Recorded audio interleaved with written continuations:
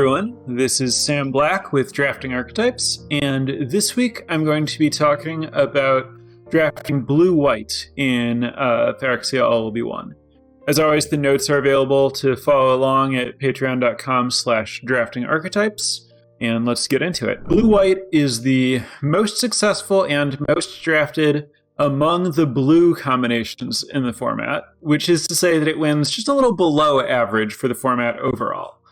Blue-white is almost exclusively drafted as an artifact aggro deck that takes advantage of evasion, vigilance, and tapping things to control the tempo of the game and win races. It's very much like an aggressive tempo deck. You have a lot of evasion and vigilance and some lifelink, and you're pretty good at keywords, I guess, in blue-white. I did some research on the win rates of top commons, looking at game and hand win rate, opening hand win rates. The details of those in terms of the order of the ranking is available in the notes. I don't think it's worth reading off all of that. I did kind of synthesize the opening hand win rates and the game and hand win rates and kind of my own experience to come up with sort of my overall uncommon and common pick order in the archetype. And in general, I don't really like kind of ranking cards in a vacuum, but I do think that with blue-white in particular, because the archetype is kind of always doing the same thing, and because I don't think the curve really affects your decisions that much, because I don't think you have a curve so much as a pile of 2 and 3 drops most of the time. There's a little bit that curve is going to change things, but not too much. So I think it's actually reasonably safe to draft from a reasonably static pick order for blue-white. So my basic pick order for this, just to get it out there, would be Annex Sentry. I think is the best common or uncommon for the archetype. That's the 1/4 kind of Banisher Priest type effect. 2 and a white, 1/4 toxic 1 ETB, exile an artifact or creature with mana value 3 or less until it leaves play. Followed by Unctus's Retrofitter, which is the blue 3 mana 2/3 toxic 1 that turns an artifact into a 4/4 as long as it's in play when it enters the battlefield. Ossification, which is kind of the 2 mana Oblivion Ring, but you have to enchant one of your basic lands in white. Bladed Ambassador, which is the 3/1 with an oil counter that it can remove to become indestructible for 2 mana.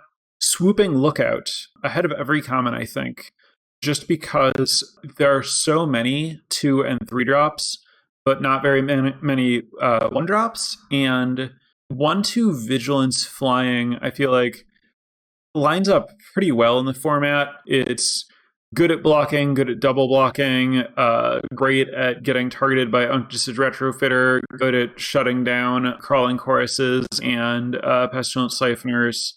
And I think just having an extra body to start snowballing damage and stuff, since I mentioned this deck is very tempo oriented, very much focused on racing, I think the damage plus blocking that you get out of it is pretty significant. Also, you get to start building your artifact count early for stuff like the next pick, which is Cephalopod Sentry, the 4 mana star 5, where star is the number of artifacts you control with flying. So those are the uncommons that I take over all the commons.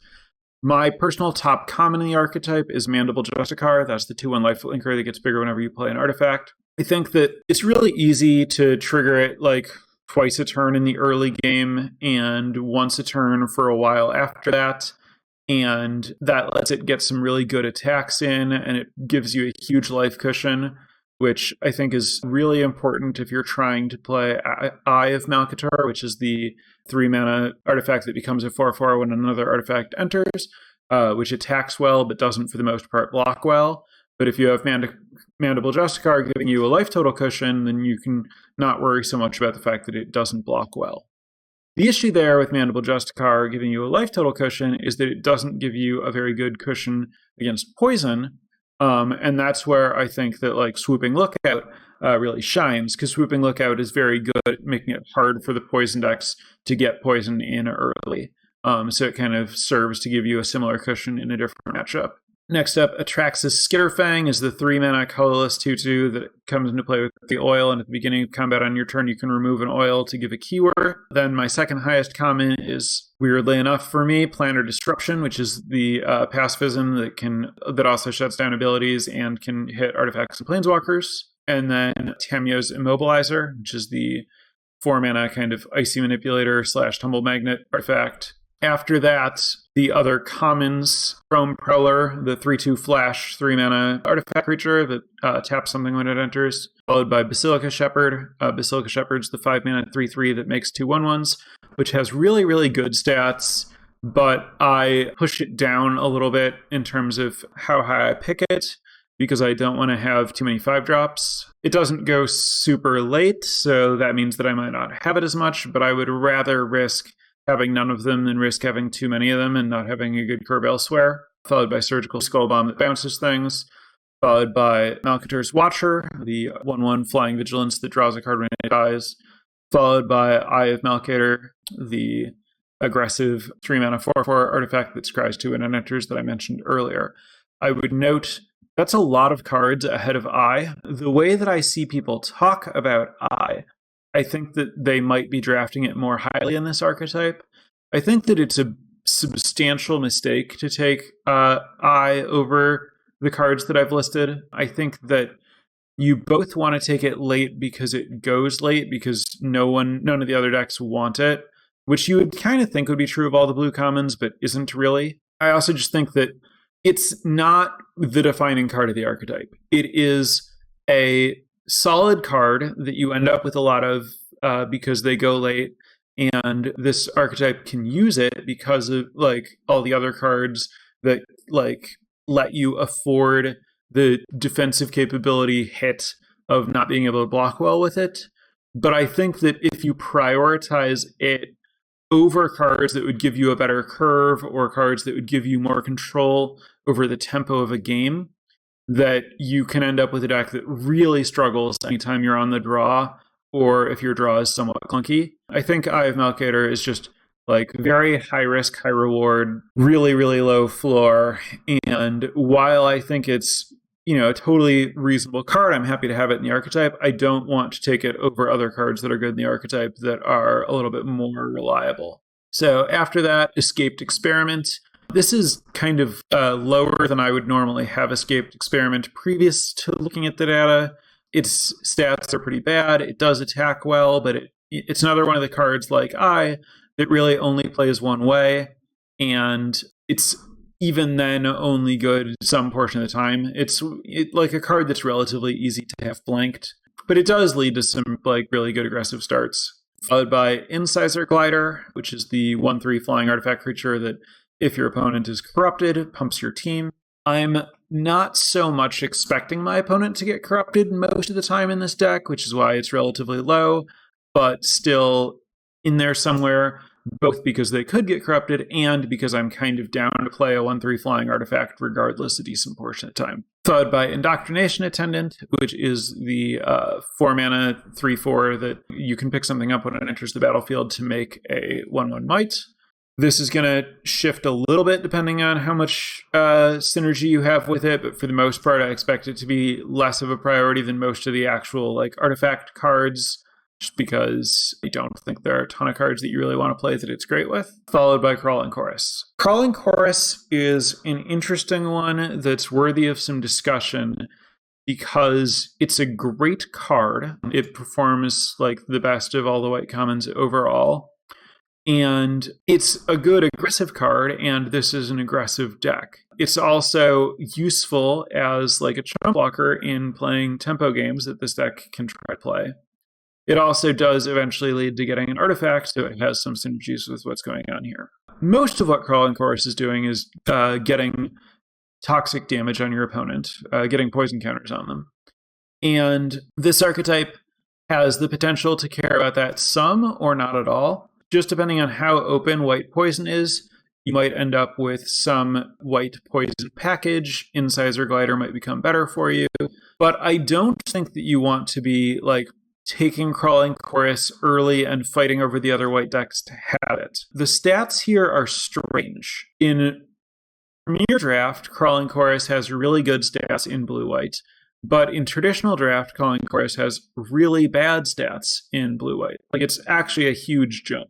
And I'm not sure to what extent that's about how the hand smoother affects games versus just kind of variance in the data or what.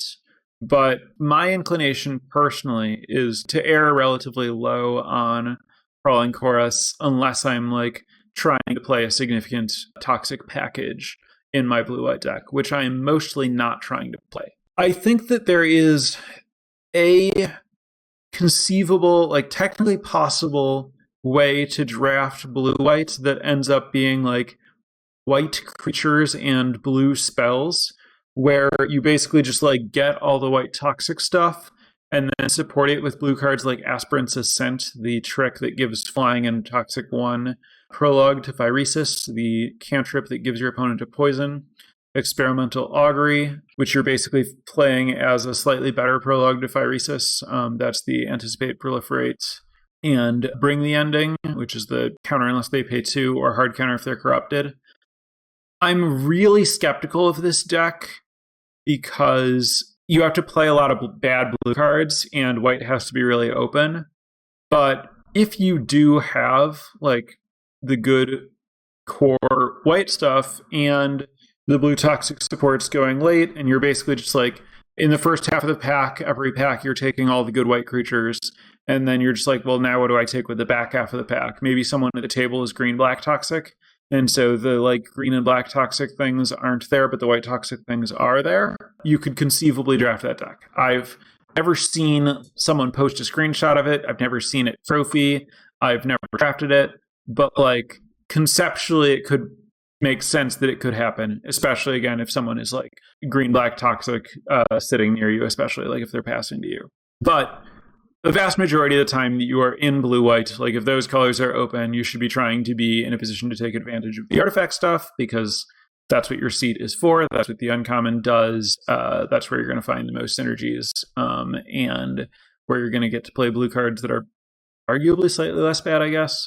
Some other notes on some weird stats that I noticed looking at 17 lands comparing Premier Draft to traditional draft. Gixian Raptor and Escaped Experiment both perform well in best of 3, but poorly in best of 1. I don't know exactly what to make of that still. Gixian Raptor is kind of a relatively strong standalone card that has relatively low synergy with the rest of this deck. I could sort of see that working better without the hand smoother in like kind of, sloppier games or whatever. But I wouldn't expect it to have that big of a... But I do think Gixian Raptor is a fine card to play in this deck because it's, another flyer, but it's also, it doesn't have synergies with your other cards for the most part. So I think that you should prioritize the artifact stuff over it. But like if it's, happens to be there and you play it, it's fine.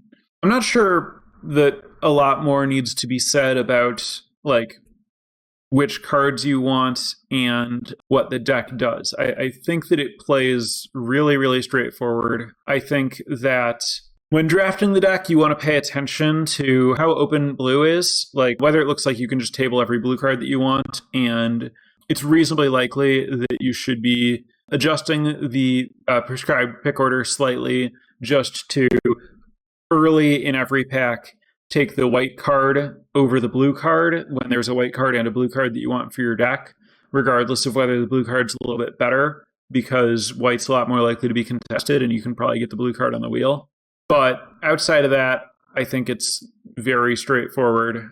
You're looking to, pay a lot of attention to both players' life totals when you're playing the game. Try to set up, spots where you can use your Chrome Prowlers and random other triggers to push damage at the right time. So, yeah. All right, I'm going to turn it over to chat for questions. So, any discussion, questions about any of this, anything you think I might have missed, or anything you want more information on? While I'm letting chat hit me with those questions, I want to thank my newest patrons. Thanks to James, Stephen, Michael, and a name that I don't know how to pronounce and researched kind of extensively and came up with a million different pronunciations of. I'm going to guess this. I don't know. But thank you regardless. So yeah, any questions for me? How do you feel about mirrors in the artifact deck with enough of them? So the mirrors in question would be the 4-mana 3/1 that can search for a mirror and the 3-mana 2/3 that scries 2 and lets your opponent scry 1. I don't like it conceptually because you theoretically want to have a bunch of the 4-drops to be able to like find them, but it doesn't sound like a great thing to be doing. I have not played the package, and I will admit that the black 4/1 has slightly overperformed in a way that would lead me to believe that the mirrors hypothetically could also, but you'd need to not have other 4s, and the other 4s, like Cephalopod Sentry, are a lot better. So I would try to avoid it. Maybe if you somehow are like in this archetype and it's not open, possibly you opened like blue-white rare or uncommon and just like went with it, and then someone else also happened to, you could get it to round out your artifact synergies and it might be okay, but it's not something I would look to do, and I wouldn't take any of the mirror over other cards. Stats on Eye of Malcator are mid to low in this archetype, as I mentioned. However, myself and others who have trophied with this archetype felt like it was one of the better cards in the deck. How can we parse this disparity? I mean, my take on it is that it's a card that is hard to evaluate from a small sample size because it varies wildly in terms of how it performs. Some games it's going to be great, and some games it's going to be awful, and it's easy for a single player to have a run of games that are the good side of its performance. Also, I think different people's perceptions of it will kind of just depend on their disposition in terms of like how much its good games register relative to how much its bad games register. I think that like the data has to be speaking to something, and I don't think it's that people are somehow constructing blue-white decks that have eyes and don't have a lot of artifacts. Also, as I mentioned, like I just think that the reason that it works in the deck is because of assistance from all the other cards. And so I think that it's more important to get the other card that it's getting the assistance from. Do you find blue-white enjoyable to play? It's a fun question. I think I do. It can be a little bit frustrating, but that's kind of true of the format. It can be somewhat decision intense in terms of like, I feel like there's often a question about like, when am I supposed to crack my surgical spell bomb to push damage? And am I supposed to use my Chrome Prowler on my turn or on their turn? And if on their turn before or after they attack? And that kind of decision, I guess there's like a lot of, and like when to chump with a Malcator's Watcher to trade it in for a card. Identifying these points, they sound like maybe points that I should try to speak to and offer some advice on in general. But of course, the reason that I'm listing them as interesting is that I think that they're decisions that I've found hard and contextual. And so I don't know how much general advice I can give on the subject outside of, like think through where it's going to, like what the next turns are going to look like and how the race is going. But I guess, yes, I find it relatively fun to play the archetype. Are there any decks in the format that your blue-white is trying to go over top of rather than tempo or outrace? To some extent, I think like the white-black aggro toxic decks, you're kind of trying to like invalidate them on creature quality, which is largely just like you have some flyers and you have some creatures with toughness and they have tiny toxic creatures, and a lot of this is just like Watcher kind of embarrasses a lot of what they're doing. Incisor Glider shuts down like another portion of what they're doing. So I think that like your creatures often like line up pretty favorably against like white and black creatures, and so in those spots you end up kind of like playing a just like my guys are better than yours game rather than a tempo game. But like it almost doesn't feel like it because you don't really have to, like, those feel more like free wins that happen on a different axis than they feel like, oh, I played a control game, if that makes sense. Because they really happen when you just like dominate them at every point on the curve. How do you rate Charge of the Mites in this archetype? Charge of the Mites has generally gone down in my estimation. It reads as like split card that's like removal or threat, depending on like what you need. But really, it's not removal when you're behind, and the threat doesn't matter when you're behind.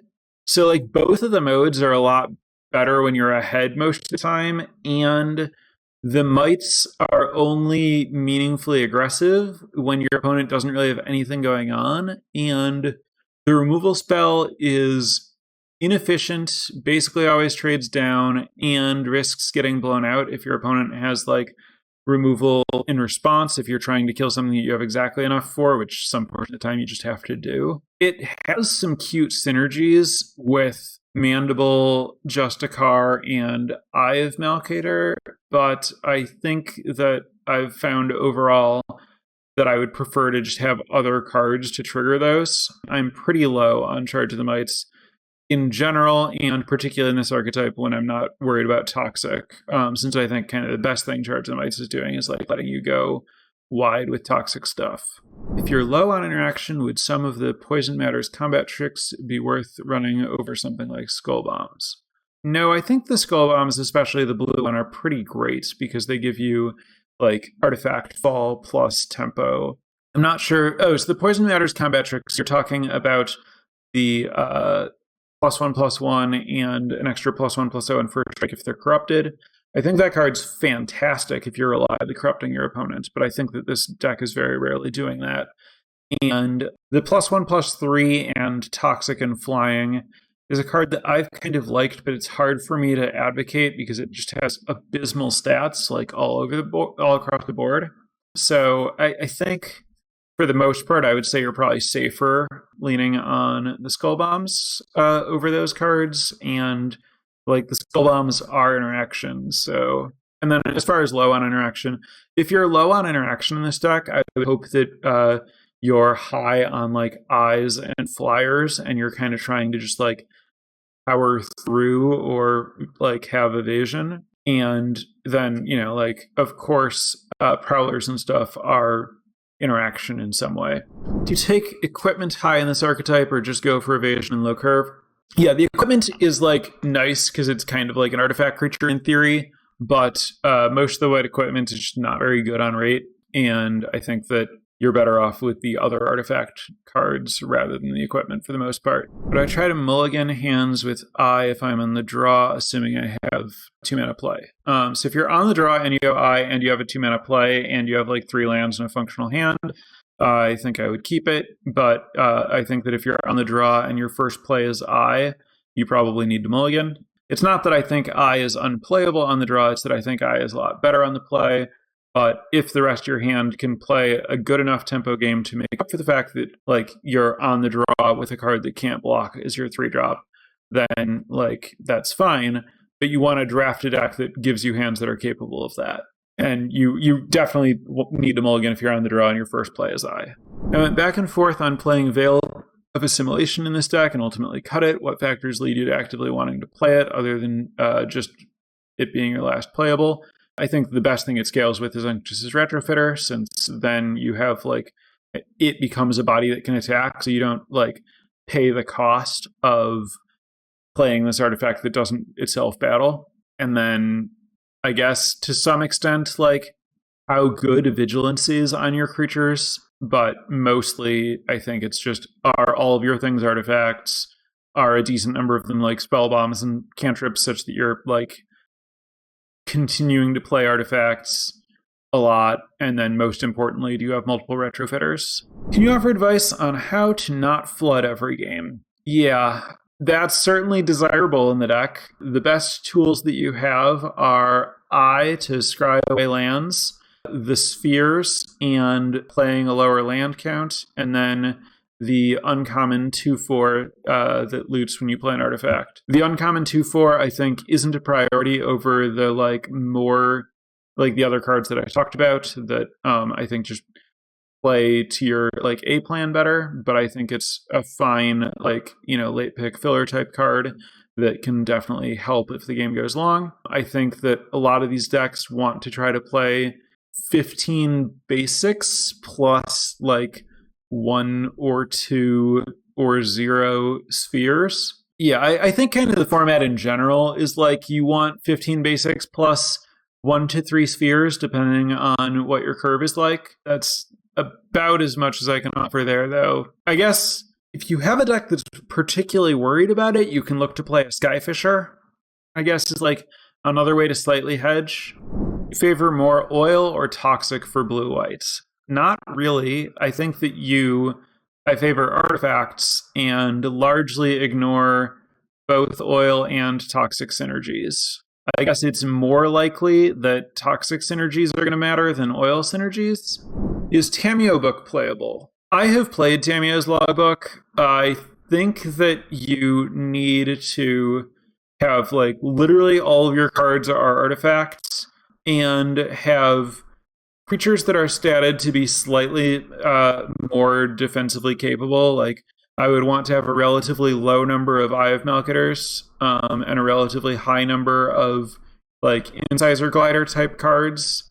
And I guess it would be fine to have some like Planner Disruption type cards since like, removal is good with books. I think that most of the time you're trying to just like straight up race. You don't want to take time off to play a card like that.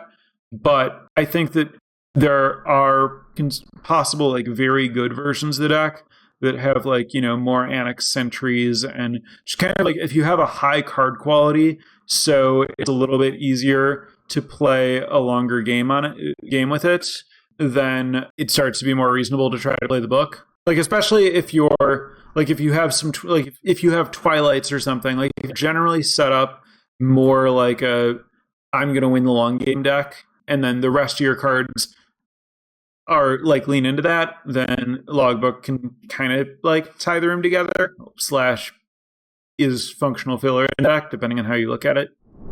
How do the situations in draft where you get into the blue-white lane typically look? Is it starting with drawing uncommons rares or more starting with... So sometimes for me, it's I start with like the blue-white rare that makes a golem, or I start with Unctus, the blue rare that like loots when you tap does some bonuses for blue creatures and artifacts that involve pumping them and looting in some combination. Those things are pretty good, like strong cards that you start with that make you want to try to play it. Outside of that, I'd say like if you're white, and then like I say if you're white because I basically never want to start a draft blue. But if you're white and then you see like a Cephalopod Sentry, like 3rd to 6th pick or something, well, third or later, or if you get past a Retrofitter, those would be the easiest ways in early. Outside of that, it's like if you're white X and no other X is available, then you settle into blue. But it's tricky there because a lot of the time that you start white, you're starting toxic white and kind of don't want to be blue. But I guess I've had a decent number of drafts where I start toxic white and then it's obvious that like blue white's where I'm supposed to be, and then I just kind of pivot away from the toxic moving forward, and I end up sort of like abandoning a lot of my cards, but in a way that like functions as a softer pivot to get there. What do we consider critical mass of artifacts for I to be playable? If it's at all close, don't be playing it. Again, the deck isn't about finding a way to play I. The deck is about I have a bunch of like artifact synergies and Cephalopod Sentry and like a good evasive tempo plan, and then I can support that. Not like, oh, I'm like a blue-white deck with like some toxic guys and a handful of artifacts, and where's the line here? Like the question about whether you should be playing I is like, well, you're already totally an artifact deck. Now are you good enough at games where you like have an awkward draw or you're on the draw for I to like still be a functional card? You need a vast majority of your cards to trigger it to think about it. How do counterspells play out in this archetype? I'd imagine they play well with Cat, but the deck plays lots of cards that they want to play things on their turns. They don't play out that well. Yeah, I think that the problem is that you're like very much a like critical mass linear deck for the most part, and counter spells can kind of like if you are trying to draw another card to trigger Eye of Malkator and you draw a counter spell instead, it's real rough. I think that, you know, you can play a counter spell or two as filler if you have to, but it's not some like certainly like compared to Brothers War, where I felt like blue white was about getting like some evasive soldiers down and then playing counter spells to stop your opponent from catching up. I think this deck plays out really differently in such a way that that's not how I want to go about things. Because you don't necessarily start out like committing to the board before your opponents, and your opponent's kind of like less likely, just as a function of the nature of the kinds of cards people are encouraged to play in this format, to like be playing something big to catch up that you're going to hit with a counterspell, right? Like everyone is trying to play to the board all the time, and counterspells are good and limited when you're ahead, and this deck just can't count on doing that. Also, if you do play a counter and you do leave up mana for it, you don't really get to be selective at all. Like, you have to counter basically anything they play or you fall too far behind on tempo. And at that point, it's not really doing what you want a counterspell to do in terms of like picking off their key cards. For someone who only plays best of 3, should I look at 17 lands best of 3 data or just premier data since it has more sample size? It's a tricky question, Fythers. I think that I would look at both. I think that for some cards, you basically have to look at Premier Draft just to have a large enough sample size. But I'd want to reference the best of 3 to like see where there's disagreement and try to figure out what's like going on there if I can. It definitely gets really confusing to like try to parse multiple data sets, and it's very easy for this answer to be, well, do a lot more work than you want to do, and I don't necessarily have a good solution if that's how the answer reads. I also, as someone who mostly plays best of 1, haven't needed to go deep on solving the problem myself. This is just a mention that I touched on something earlier that's useful, which is the pivoting from a toxic start. And I think it's worth talking about that a little bit more, because I do think that this is a format where you're often in a spot where you should pivot, and it is a format that's like punishing / hard to pivot in. So I talked about starting with white toxic cards and then blue being open and pivoting into this deck, and then kind of trying to like find artifacts later to replace the toxic cards that I started with.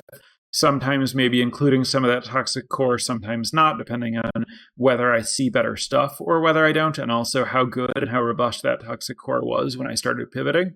When you find an open lane in this format, you end up with way more than enough playables basically all the time. The format, for all of its flaws, has like an extremely high density of commons that are playable in the right context. That means that you can afford to sacrifice picks pretty often. But where things get hard is when you try to pivot, but you don't know for sure that you're switching, and then your picks end up straddling 2 different archetypes for too long, and then by the time you've made a choice, you've kind of given up too much value.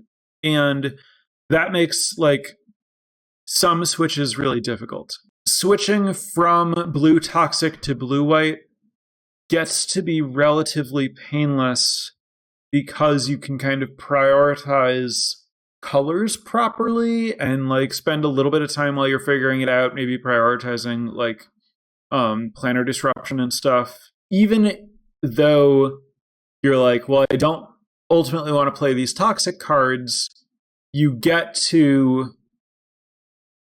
kind of ride the line in a way that hurts you a little bit less for a while. And if you're in a spot where you're not sure if you're going to end up focusing on toxic or artifacts, it is possible to play versions of this deck that have a reasonable toxic package and an artifact package where you're like, you know, using your incisor gliders and your indoctrination attendant has like some follow through on your early toxic and stuff. It can be tricky. It is doable. This feels like a relatively safe place to pivot. but there are going to be drafts where navigating the pivot is tricky. If you ended a pack with a bunch of 2-mana 1/3 like Glider and Synthesizer in blue-white and blues open, could you potentially move into something similar to a blue-green defensive deck? Are there any theoretical good white cards in that space that wouldn't be good in a tempo-based white deck? It's an interesting consideration.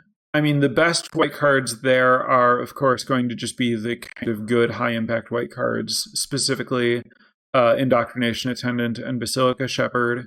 And I could see kind of leaning into Indoctrination Attendant and Basilica Shepherd if you had, especially if you had good value to like go with the Attendant. So I guess that would, the best way that I'd be really excited about that is if I had the blue-white rare that makes the 3/3 Golem that I could pick up with Indoctrination Attendant.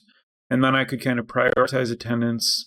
And then maybe if I found like Retrofitter, then I could start prioritizing Prophetic Prisms to be able to animate with the Retrofitter or pick up with the Indoctrination Attendant.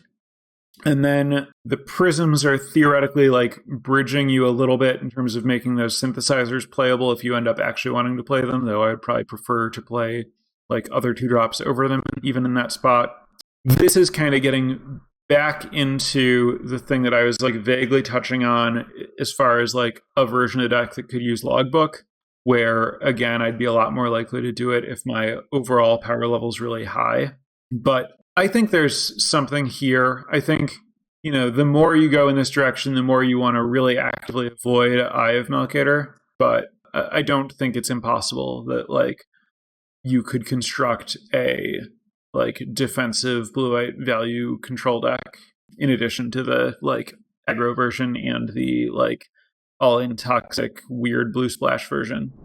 All right, thanks for tuning in and listening, and for questions from everyone who had questions for me.